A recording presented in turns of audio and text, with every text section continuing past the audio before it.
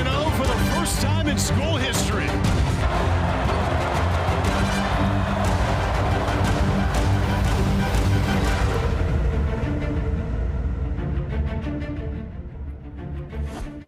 The shot heard around Nebraska last week. Jamarcus Lawrence's amazing game winner at Illinois that got Husker hoops to 11-0. It gets us to our big stat presented by Gatorade. Best start in program history. Just their third ever win in Champaign. Combine that with their 4-game run at the end of last year in capturing the crown. And they have the nation's longest win streak and the school's highest ranking in nearly 35 years. Huskers coach Fred Hoiberg with Mike Hall, today's big interview. Now we're glad to bring in the head coach of the Huskers, Fred Hoiberg. Fred, first things first, what the heck is going on out there? Well, it's been a great group to work with, Mike. I just, thanks for having me on. When we put this group together, I had high expectations for what I thought we could accomplish, and a lot of it starts with their character. And we have not had any distractions with this group at all. It's been a very unselfish team. They're on time. You don't ever have to worry about anything as far as academics or off the court. And they've just been really fun to deal with. And, this team, listen, we've really grown through in the early portion of the season. Some games maybe where we didn't play up to the standard. And the good thing is we were able to learn while at the same time winning. And it's always better that way. And, the teams continued to get better and better. Had an unbelievable week last week. It was when we looked at the schedule and saw that we were playing our rival, Creighton, on a Sunday, then had 2 days to prepare for a Wisconsin team that runs so many good actions out of their continuity ball screen motion. And then you get 2 days to prepare and go play really our first true road game in Champaign, in one of the great venues in the country. So we knew it was going to be a really tough week. And I thought we did a really good job at just focusing on the task at hand, starting with that Creighton game. We had a full week to prepare for that one. And then the next two, really more mental preps. We had to keep our bodies as fresh as possible on short prep times. And I thought our guys really locked into that and followed the game plan, and we went out and played well enough to get all three. And that was a huge, step for our team. It was a confidence builder, and now we have to finish this thing off the right way before we head into the Christmas break. I mean, the last time you guys lost a game was when you were playing. Was it March 9th, 15 days ago? It's a wild run. Tell me which aspect, or maybe it's a player, that has surprised you the most up to this point. Well, obviously getting Rienk Mast back was so huge for our program, and I think you see what he meant to us, how much we missed him a year ago. And 2 seasons ago when we made the NCAA tournament, Rienk was second in points, he was first in rebounding, he was first in assists, and he just does so much for us, especially on the offensive end, with his ability to facilitate offense as a front court player. And his ability to shoot, pass, and dribble puts a lot of stress on the defense and how you're going to guard him. And when the teams do switch, he has the ability to go into the paint and punish the switch on the inside. When they double him, he is such a good passer. And, that was the one thing we really wanted to improve on. We made over 80 less threes a year ago than we did the season before. And we did address that. We got Jamarcus Lawrence back, and the great thing about Jamarcus is he's been here and he knows the culture and he knows the standard that we live up to. And then you got Price Stanford, who we felt was one of the best shooters in the portal, as well as some other players that we feel really good about. And this team, listen, they're very coachable. When you get in a film session, you get on them. There's nothing that's taken personal, and they've grown through some early mistakes. And the thing I've been really impressed with, Mike, when you have a team, you always wonder how they're going to handle adversity. You do as much as you can in practice and put them in adverse situations, but nothing simulates to that first time in a game to see how they respond when you get smacked in the mouth. And they did a great job. When you look back at the tournament, we played in Kansas City with New Mexico and Kansas State. Had a great win over Oklahoma on a neutral site game up in Sioux Falls at the Pentagon.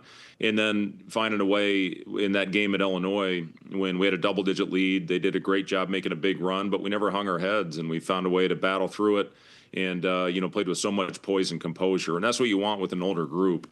So, as far as who's been the surprise player, I think they've all, done one thing or another. Jared Garcia, was a guy that hadn't played a lot of minutes, and he finished the game, played the last 7 minutes of the game for us, and had some huge baskets for us to help keep us in it against Illinois. So it's not just one guy. This team has really been a collective unit that's played very well together. Well, let's stay on that Illini game for a second. Those final 10 seconds or so, Hoiberg drains the clock down, finds Lawrence at the right time. And you talked about wanting him, especially for hitting threes. He drills it and wins the game. What do you remember thinking in that final handful of seconds? Yeah, I mean, we called actually Illinois called a timeout after Ivasic hit the three, and it was a great shot. It was a good play by Brad. They pinned in on Sam, who was the rotation guy that just didn't get out there in time to contest a 7-1 front court shooter. So called the timeout, came over again. There was great composure in the huddle, and we ran a play that had multiple options off of it. We could come off a Price and a horn set, or go off a Rienk and have a different option with a slash out of the corner. And Sam made a good read, I thought. He ended up coming off a Price and made a good play to Jamarcus over on the right side of the floor. Jamarcus, went up and did the rest on his own. Hit a great contested shot. But, again, we wanted to make sure that we got the last shot of the game. At very worst, we wanted to take that thing to overtime. But, again, it's just kind of as what this team has done. They played with good composure. Illinois hit a huge shot. Those guys came over. They were ready for the moment. And Sam, I thought, made a really good play out to Jamarcus, and obviously stepped up and hit the biggest shot of the year for us. Another player is Braden Frager. Why has Braden Frager been so impactful? Yeah, Braden is, he's a guy that came in last year. He should have been a senior in high school, and he was 17 years old when he came in, and really wanted to use that as a development year for him. We had a lot of different times over the course of the season. We talked as a staff about potentially stripping his red shirt and putting him out on the floor as well as he was playing in practice. And then we went on a little bit of a win streak, and then by the time at the end of the year, we felt it wouldn't be right to take a full year away from him. He just plays with so much confidence, Mike. That's the thing that has been the most impressive thing about Braden is, from the very first time he stepped on the floor, even against BYU in our exhibition game, he didn't make shots that game, but I thought he was a huge factor in winning that with his physicality and with his defense. And then he started making shots, and, he really has become one of the best freshmen in the league. And I think a lot of it, he did an unbelievable job of buying into exactly what he had to do to come in and make an impact in his first year on the court, just with the way that he approached his year of development. And I'm proud of him. I just think he's done so many things to put himself in a great position, and he's had a heck of a year so far. All right, here's a dumb, you've never been a coach, Mike, so why are you asking me this question? Is this the most fun you've had in years? Like, I know you're focusing on what needs to get better in the next game, but like a 15-game winning streak is a 15-game winning streak. You know what? I'll say this, Mike, that the last 3 years have been three of the most enjoyable I've had in coaching. And it started with that team where Sam Griesel, Emmanuel Bandamel came in, Juwan Gary, Derek Walker was on that team. And I really think we had a chance to be a postseason NCAA tournament team, but we lose Juwan Gary and Emmanuel Bandamel in January with season-ending injuries.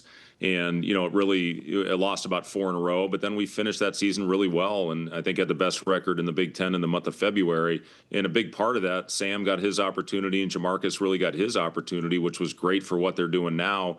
The following year, we make the tournament. Last year, we lost so many heartbreak games. We lost 3 in a row by 2 points and lost them in all different ways. And then we win the postseason tournament in Vegas. And I really think that helped going into the offseason. Cale Jacobson really established himself in that tournament, and he's been such a key part of our rotation this year. And it was awesome to see him go out and finish off the season the right way and really get his opportunity and take advantage of it. And it also helped us. We got 4 players that we signed by Zoom in Vegas, which is crazy to me that we're recruiting when we're still playing, but that's a different story. And we could talk about that another day. But yes, to answer your question, I am. It's been a lot of fun with this team. Nate Lenzer, our assistant coach, he put it best. He said, we all signed up for a marathon and we've really only finished at 10K. There's so much more room to grow.